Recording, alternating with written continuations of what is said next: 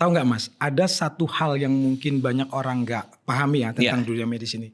Sering sekali ya, kejadian-kejadian yang sangat berbahaya dan mematikan itu justru datang dari kasus-kasus yang kita anggap biasa-biasa aja. Itu kenapa harusnya ya dokter tuh dia semakin tua itu semakin waspada dan semakin hati-hati. Ya ini Oke. contoh nih ya, mungkin Oke. sebagai satu kasus ya.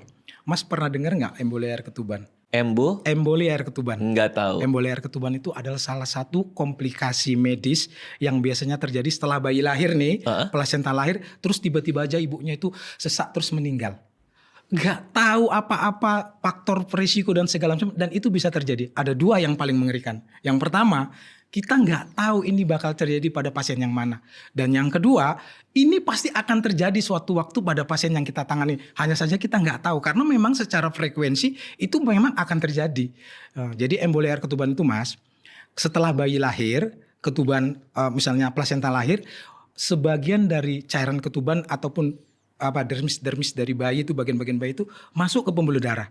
Dan dia akan bisa, kalau dia menutup pembuluh darah jantung, maka pasiennya itu seperti serangan jantung, tep gitu, gak berdenyut jantungnya, bisa langsung meninggal. Atau pada paru-paru aspiksia, gagal napas, atau pada otak dia stroke.